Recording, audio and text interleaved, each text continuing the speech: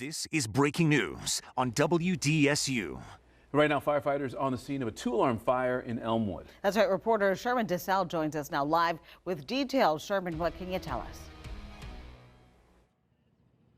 Yeah, good afternoon. We're actually on the corner of K Street and Sam's Ave, about a block away from where that two-alarm fire was reported from.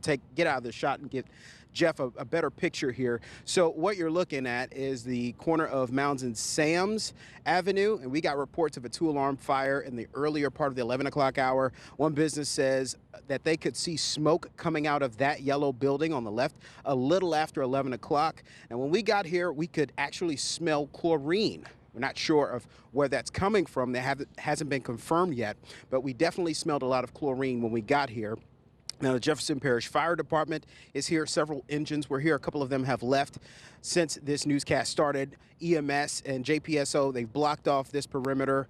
Firefighters are now staying cool underneath that fueling station across the street. Again, this is between Mounds and Sam's, and we haven't confirmed what building that is, but other businesses say they saw smoke coming out of that yellow building in the earlier part of the 11 o'clock hour. Again, if you live or plan on coming to this part of town over in Elmwood, be prepared for perimeter. It starts on Edwards and Sam's, and it continues down Mounds. Reporting from Elmwood, Sherman DeSalle, WDSU News. Good evening, everyone. Today, Louisiana begins saying goodbye to its first female governor, Kathleen Babineaux Blanco. New Orleans had a best friend in Governor Blanco. Today, she returns to the state's ornate capital for her last time. The Democratic governor paved the way for women in politics. First woman governor. How much better can it be than that? And led the state during the massive blows of Hurricanes Katrina and Rita in 2005. The 76-year-old died Sunday after a years-long struggle with cancer. WDSU special coverage of her memorial service starts now. And today, mourners packed the St. Joseph Cathedral in downtown Baton Rouge to say their final farewell to Louisiana's first woman governor, Kathleen Babineaux Blanco. Blanco will now lie in state at the state capitol rotunda, her casket being carried into the building to the sound of a 21-gun salute honoring her service in just about 30 minutes. That's right. This is just the beginning of 3 days of events for the former governor. She will be buried Saturday in Lafayette. And we have team coverage this afternoon of the celebration of life. We begin with WDS reporter Jennifer Crockett, who's live where an interfaith service just wrapped up. Jennifer. Well, people arrived here at St. Joseph's Cathedral by the busload this morning, but I have to tell you, one of the most somber moments happened right here outside of the church. That's as Governor Kathleen Blanco's grandsons lined the steps of the cathedral to carry her casket inside. This service honoring her 76 years of life. Blanco was a stay-at-home mom, a teacher. She held multiple elected offices during 20 years of public service that all led up to Blanco being elected as Louisiana's 54th governor and our first and so far our only female governor. At the interfaith service, Saints and Pelicans owner Gail Benson read from the Litany for Louisiana.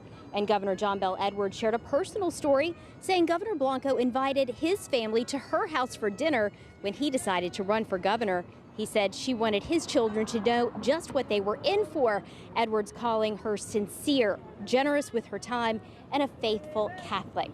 Just before the service started here, I spoke with U.S. Representative Garrett Graves. His family and Governor Blanco grew up together. He said that she had a unique combination of friend and force. Take a listen.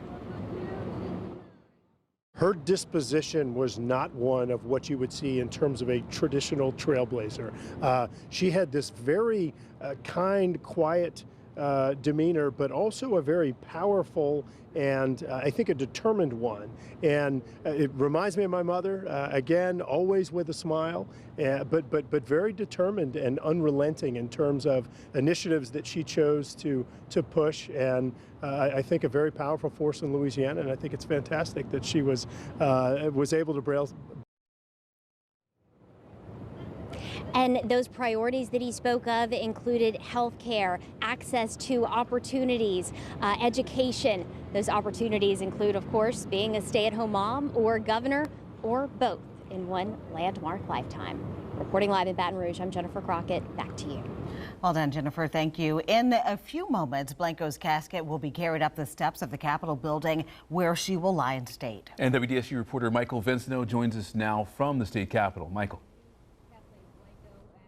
Gina, Charles, that's right. The public will have a chance to come here to the Louisiana State Capitol to pay their respect and say goodbye to former Governor Kathleen Babineaux Blanco. I just want to show you guys just inside of those doors right there underneath the overhang. That's where the rotunda is. That's where people will be lining up this afternoon in a single file line to go and say their final respects to the casket that'll be brought up there. But again, in just about 25 minutes, we'll show you guys here the front of the state capitol down these steps. This is where the hearse will be brought up to, where we're told the hearse will be brought to. They'll take the casket out, and the Louisiana State Police Honor Guard, the Louisiana National Guard, and members of Blanco's former protective detail will carry her casket up the steps. And we're told that's when members of the cabinet and staff will also be standing here along the steps, and they're going to perform a 21-gun salute and play taps before they're ultimately brought to the top of the steps here, where current Governor John Bel Edwards and his wife, First Lady Donna, as well as members of former Governor Kathleen Blanco's family, and members of the House and Senate will be there. And that's when we're told she will be brought inside so folks can go in there and pay respect from 1 to 6 this afternoon. But at that interfaith service just a moment ago, current Louisiana elected leader Jay Darden spoke about how important she was to the state. I think it's been wonderful that a year and a half or so that Louisiana has recognized, and she recognized that her end was coming, and it was a very public going away for her. But it was an opportunity for Louisiana to, I think, really rethink her leadership and give her a lot of the credit she deserves as being a trailblazer for women in Louisiana and being a tremendous public servant. And again, we're told just in about 25 minutes or so, that's when the hearse is going to arrive. They're going to bring the family up into the rotunda.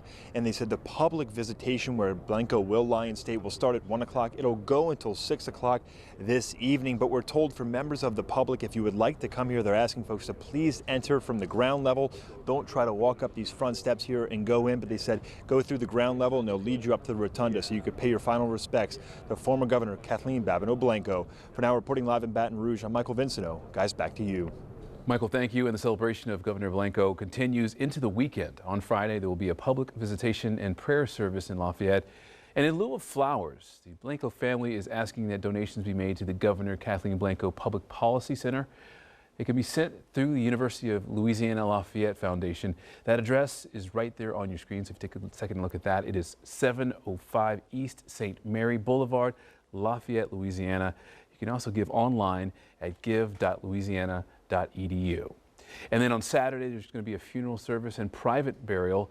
Flags will continue to fly at half-staff until that burial. We are continuing to remember the state's 54th governor, Kathleen Babineaux Blanco. Such an incredible political legacy she leaves behind. With us to talk more about this is a professor of political science at Tulane University, Dr. Anna Mahoney. Yes, I always want to say Maloney. Mahoney, thank you for your time this afternoon. You know, a lot of people have been reflecting on Kathleen Blanco, but you know, the thing that we hear the most is she was, you know, the state's first woman governor, the first woman governor of Louisiana. How incredible of a feat was that?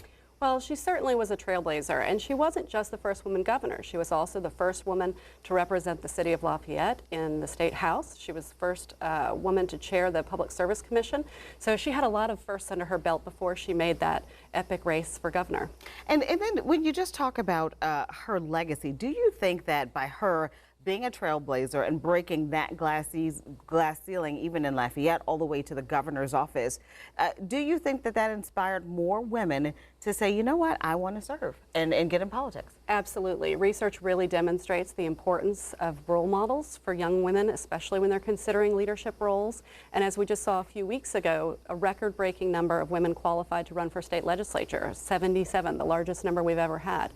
So certainly across the political spectrum, women have been talking this week about how she was an inspiration for them. There is talk about women and their governing style. You know, you draw from a lot of references when you come to a leadership position like that. You know, she used to say something like, oh, I'm just an old Cajun grandmother, and she would endear herself to people in that way. Is that kind of an edge that women in politics have that maybe guys don't? Well, it's interesting you say that because certainly when we look at the campaigns for office, women are sometimes criticized for being too emotional for politics, but actually that was something that was a real asset for Governor Blanco. In the last debate before she defeated Bobby Jindal, she talked about the loss of her son, and she was made herself really emotionally vulnerable in that moment, and that was a real point of connection for her with voters. Later, of course, following Katrina, she was criticized for showing those same emotions. So I think that really points to the double standard for women in politics. And just before we let you go, overall, what do you think, just leaving a political legacy, not just for, I guess, women in public service, but just her legacy as the governor? Of course, many of the policies that she worked on still have really important relevance in today's politics. For example, while she was governor, she signed into law the earned income tax credit that in the last budget crisis was a really point of coming together for Republicans, Governor Edwards, and the Black Caucus that was able to pull us back from that fiscal cliff. So she touched a lot of lives in a lot of different policy areas. Thank you for your expertise and your insight. Dr. Mahoney, thank you for your time this afternoon. Thank you, Gina. And we have a lot more on the death of our 54th governor, Kathleen Babineau Blanco. You can find more on her legacy right now on WDSU.com and the WDSU mobile app. Well, at 12:10 this afternoon, looking outside with some sunshine. We do have some showers and storms around. More details on that and what to expect. Turning up those rain chances into the weekend. All that after the break.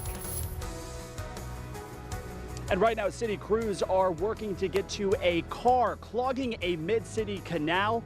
The latest information coming up in a live report. And we continue remembering Kathleen Blanco. Here's a live look from Baton Rouge at the Capitol. Of course, Louisiana's first woman governor, her casket on the way to the Capitol building where there will be a 21-gun salute honoring her service.